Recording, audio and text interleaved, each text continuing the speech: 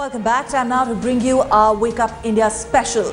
Well, Devdutt Pattnaik started out as a medical student before he decided to change careers and become a business consultant. He currently holds the title of Chief Belief Officer at the Future Group. Now, Mr. Patnaik uses mythology to create what he says are new business narratives, and he says his job is also to provoke people to think about what they do. He was speaking to Gautam Das of Business Today magazine. He is the Chief Belief Officer of the Future Group and a very well-known mythologist. Devdutt, you come from a farmer background. So can you take us through your journey from being a practitioner of medicine to being a mythologist? Well, I never practiced medicine. I did my medical graduation from JJ Grand Medical College in Bombay. Right. And then I worked in the pharmaceutical and healthcare industry for around 14 years. And in my free time, I used to write on mythology, and it was something that I did all my time. And I started publishing my books from 1996, right, which was like a hobby. Right. Then I was asked to join Ernst & Young as a business advisor for the pharmaceutical industry. And around that time, I met Kishore Biani of the Future Group, who had read some of my articles on mythology and management, because I had started correlating in my writings management and mythology, and he liked the way I think. And my ideas, he really liked it, and he wanted me to be part of his think tank. Right. So I joined Future Group about 2009, so about 4 years. And that's how I became the Chief Belief Officer of the Future Group. Fantastic. But what does the Chief Belief Officer do? Because that's a very unconventional designation. Well, the designation was created with a sense of fun, really. There's no job description as such. It's a think tank role. So basically it is to provoke people to think. So my job is to provoke people to think and to understand how we think.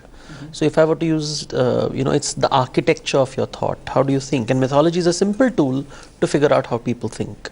And it gives you various frameworks that enables you to understand how Indians think, how foreigners think. At that time, the interest for him was, what was happening is people were blindly following practices, business practices as well as strategic practices from the West. Right. And he wanted to explain why he was strongly of the opinion that it won't work. Right.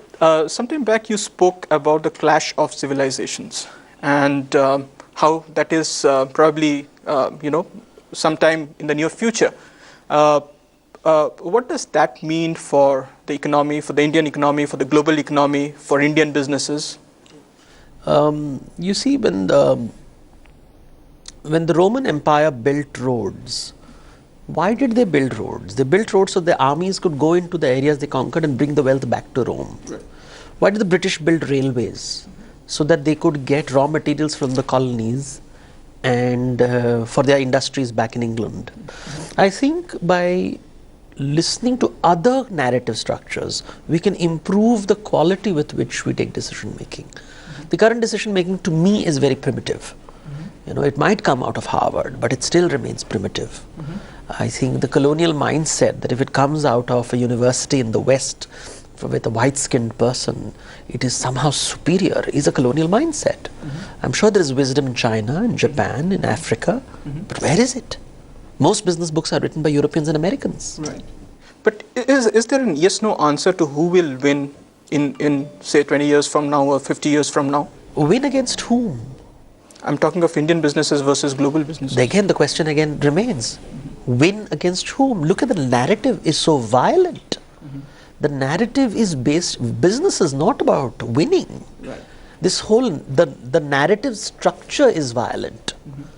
Business in India, the way that traditionally was seen, is nourishment. Right. It is to nourish society.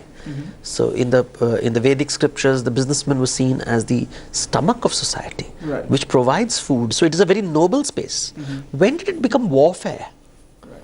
And that is the Western narrative. Right. It's about winning, it's about defeating, it's about crushing, it's about conquering. I don't think that's a healthy way of thinking. Imitating all these. Because there's something valorous about being a winner, right? Right. I defeated someone. Who are you defeating? You're talking about human beings. Correct. The celebration that I have defeated the competition, Right. that I have won. Won against whom? They are also members of society. And Devdutt, you frequently write on social issues. So I have one last question. You have heard about the Supreme Court, ruling on homosexual sex. Now, if you go back into myths and mythology, which is your area of expertise, do you have instances of gay sex in Indian mythology? Yes. You see, Indian mythology is a very fluid one. And there are stories, you see, the problem is gay is a very modern word. Right. It's a 20th century word. So it means a very particular thing. But what you do find in scriptures is references to men becoming women, women becoming men. What does it mean? Why are these stories being told? For example, in Mahabharata, there are stories where Bhishma tells, Yudhishthira asks, what is it to be better, male or female? And he says, I wouldn't know unless you talk to someone who has lived both as a male and as a female. And he names a character called Bhangashvana. Now, why are these stories existing? It means they are talking about people who sort of slip between the rigid boundaries of male and female, what is called in modern parlance heteronormative behavior. So you find this what is called queer ideas in mythology. You have gods who are worshipped in female form. So in Brahmotsamam festival of Tirupati Balaji, Tirupati is dressed as a woman, as Mohini. What does it mean? Why is a male god being dressed in female form? What are they trying to communicate? I can turn it into like, no, it's mystical, it is spiritual, it is devotional, it has nothing to do with sex and gender. Or I can say that no, maybe this is a tacit acknowledgement of certain behaviors that even the Supreme Court doesn't approve of, but the scriptures do. But it's a point of view, of course.